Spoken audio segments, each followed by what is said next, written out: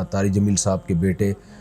عاصم جمیل کی ڈیتھ ہوئی اور ایک بڑی سب کو فکر لاحق ہو گئی کہ یہ کیسے ہو گیا، کیا ہو گیا۔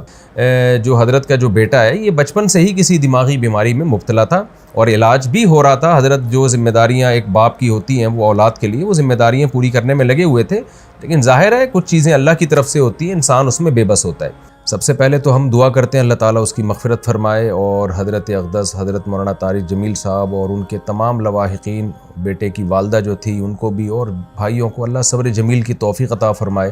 یہاں بہت سے لوگ یہ سوال اٹھا رہے ہیں کہ اتنا دیندار گھرانہ اور بیٹے نے خودکشی کر لی۔ ہر خودکشی ڈپریشن میں ہی ہوتی ہے، ٹینشن میں ہی ہوتی ہے،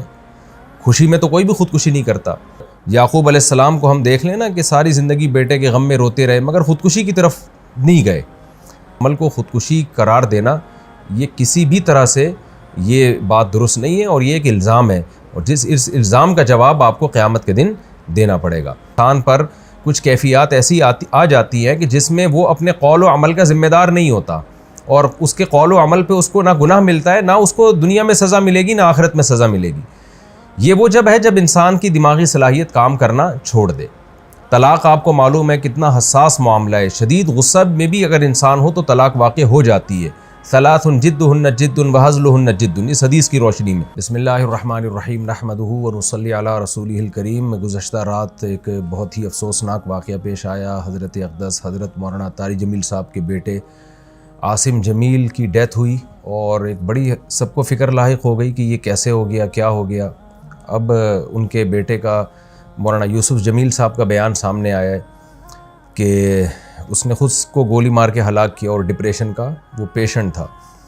سب سے پہلے تو ہم دعا کرتے ہیں اللہ تعالیٰ اس کی مغفرت فرمائے اور حضرت اقدس حضرت مولانا طارق جمیل صاحب اور ان کے تمام لواحقین، بیٹے کی والدہ جو تھی ان کو بھی اور بھائیوں کو اللہ صبر جمیل کی توفیق عطا فرمائے اور اس بیٹے کو اس جہاں کی بھلائیاں نصیب کرے اللہ تعالیٰ، اس کے صغائر کبائر خطاؤں کو اللہ معاف کرے۔ میں جو یہ بیان ریکارڈ کروا رہا ہوں اس کا ایک بڑا مقصد جو ہے وہ ان لوگوں کو جواب دینا ہے جو اس عمل کو خودکشی قرار دے رہے ہیں، کیونکہ میں نے بھی کچھ کمنٹس پڑھے ہیں، کچھ لوگوں کے نیگیٹو کمنٹس ہیں۔ آپ کو پتہ ہے کہ دیندار طبقے کی طرف سے کچھ لوگ ایسے مخالف لوگ ہیں علماء کے، دینداروں کے، کہ ان کو موقع چاہیے ہوتا ہے پروپیگنڈا کرنے کا۔ ہمارے ہاں یہ بات مشہور ہے الحمدللہ، ہمارے ہاں دیندار طبقہ چاہے علماء کا ہو، قراء حضرات کا ہو، حافظوں کا ہو، الحمدللہ ان میں خودکشی کا ریشو نہ ہونے کے برابر ہے، ان کے گھروں میں بھی اور ان کے خود ان میں بھی کوئی بھی خودکشی نہیں کرتا۔ اور یہ بات بڑے فخر سے بیان کی جاتی ہے کہ قاری حضرات کی تنخواہیں دیکھیں، آپ ائمہ کرام کی تنخواہیں دیکھیں، ان کے مسائل دیکھیں، اس کے باوجود وہ خودکشی کی طرف نہیں جاتے، اس لیے کہ اللہ نے ان کو صبر دیا ہے۔ اور یعقوب علیہ السلام کو ہم دیکھ لیں نا کہ ساری زندگی بیٹے کے غم میں روتے رہے مگر خودکشی کی طرف نہیں گئے۔ تو یہاں بہت سے لوگ یہ سوال اٹھا رہے ہیں کہ اتنا دیندار گھرانہ اور بیٹے نے خودکشی کر لی۔ اس کا جواب مولانا یوسف جمیل صاحب کی طرف سے الحمدللہ آ چکا ہے کہ وہ بھائی ڈپریشن کا پیشنٹ تھا، وہ اس کو الیکٹرک کے جھٹکے دیے جاتے تھے، میڈیسن کھاتا تھا وہ، اور ڈاکٹروں نے یہ بھی ہدایات کی ہوئی تھی کہ اس کے پاس کوئی نہ کوئی رہنا چاہیے، کچھ بھی کر سکتا ہے۔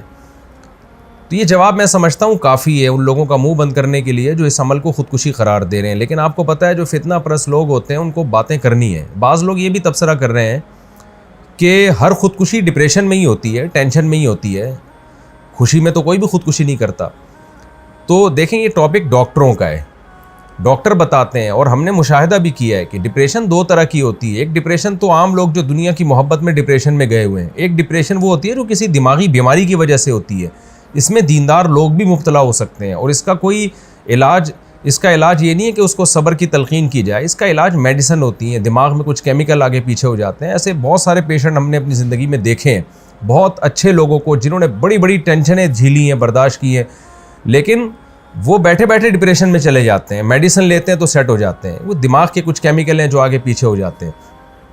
یہی وجہ ہے، اور یہ نئی بیماری نہیں ہے، صدیوں پرانی بیماری ہے۔ یہی وجہ ہے کہ علماء کرام نے یہ مسئلہ طلاق کے مسائل میں بیان کیا اور قتل قصاص وغیرہ کے مسائل میں بیان کیا کہ انسان پر کچھ کیفیات ایسی آ جاتی ہیں کہ جس میں وہ اپنے قول و عمل کا ذمہ دار نہیں ہوتا، اور اس کے قول و عمل پہ اس کو نہ گناہ ملتا ہے، نہ اس کو دنیا میں سزا ملے گی، نہ آخرت میں سزا ملے گی۔ یہ وہ جب ہے جب انسان کی دماغی صلاحیت کام کرنا چھوڑ دے۔ طلاق آپ کو معلوم ہے کتنا حساس معاملہ ہے، شدید غصہ میں بھی اگر انسان ہو تو طلاق واقع ہو جاتی ہے. ثلاث جدہن جد وہزلہن جد، اس حدیث کی روشنی میں. لیکن علماء نے بیان کیا کہ اگر کوئی ڈپریشن کا پیشنٹ ہے اور اس کے پاس قرائن ہے اور وہ اس کا دماغ صحیح کام نہیں کر رہا، ایسی صورت میں وہ بیوی کو 100 طلاقیں بھی دے دے گا تو نہیں ہوں گی، اس لیے کہ اس کا دماغ ہی کام نہیں کر رہا ہے ایسے موقع پہ. تو جب طلاق جیسے مسئلے میں ہم علماء کرام آج سے صدیوں پہلے ایک اسٹریس اور ڈپریشن کا مریض جس کا دماغ کام کرنا چھوڑ دے، اس کے اس عمل کو طلاق قرار نہیں دیتے، وہ زبان سے کفریہ کلمات اگر زبان سے نکالے گا تو وہ کافر نہیں ہوگا. حالانکہ کفر تو مذاق میں بھی اگر آپ کفریہ کلمات زبان سے نکالتے ہیں تو آپ کافر ہو جاتے ہیں، لیکن اتنا بڑا جرم بھی معاف کر دیا اللہ تعالیٰ نے اگر اس کا دماغ کام نہیں کر رہا. تو ایسے ہی خوب سمجھ لیں کہ ایسا ڈپریشن کا مریض اگر کسی کو قتل کر دیتا ہے یا اپنے آپ کو قتل کر دیتا ہے تو وہ نہ دنیا میں مجرم ہے، نہ اللہ کے ہاں وہ مجرم ہے. اس میں ملامت کرنا اور کسی کو برا بھلا کہنا یا کوئی نیگیٹو باتیں کرنا، یہ جو باتیں کرنے والے لوگ ہیں وہ مجرم ہو جائیں گے. تو ایک ڈپریشن وہ ہوتی ہے جو دنیا کی محبت کی وجہ سے دنیا کی چھوٹی چھوٹی باتوں کو آپ بہت زیادہ بڑھا لیتے ہیں، ایک اس کی وجہ سے ہوتی ہے، یہ ناپسندیدہ ہے کیونکہ نیک لوگ ہمیشہ صبر کرتے ہیں. لیکن ایک ڈپریشن وہ ہے جو آپ کو کسی دماغی بیماری کی وجہ سے، تو یہ بچپن سے اس کی جو ہمیں تحقیقات سے معلوم ہوا ہے کہ یہ جو حضرت کا جو بیٹا ہے یہ بچپن سے ہی کسی دماغی بیماری میں مبتلا تھا اور علاج بھی ہو رہا تھا. حضرت جو ذمہ داریاں ایک باپ کی ہوتی ہیں وہ اولاد کے لیے وہ ذمہ داریاں پوری کرنے میں لگے ہوئے تھے، لیکن ظاہر ہے کچھ چیزیں اللہ کی طرف سے ہوتی ہیں، انسان اس میں بے بس ہوتا ہے. تو ہم سب اس غم میں حضرت کے ساتھ برابر کے شریک ہیں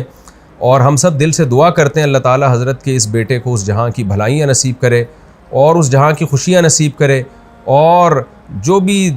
ان کے رشتہ دار اور لواحقین ہیں اللہ تعالیٰ ان سب کو صبر جمیل کی توفیق عطا فرمائے، اور جو منفی کمنٹس کرنے والے لوگ ہیں اللہ تعالیٰ ان کو ہدایت دے. اور میں پھر دوبارہ اپنی بات کو ریپیٹ کرتا ہوں کہ اس عمل کو خودکشی قرار دینا